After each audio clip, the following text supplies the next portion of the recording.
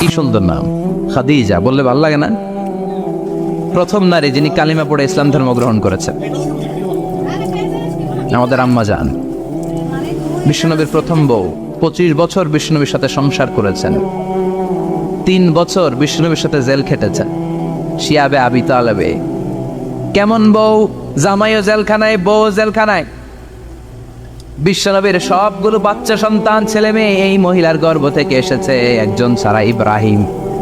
ইব্রাহিম বিশ্বনবীর আরেক বউ মারিয়ার গর্ভে এসেছে, বাকি সব খাদিজার গর্ভে। যে আমরা ফাতেমা, বিশ্বনবীর কন্যার নাম কি?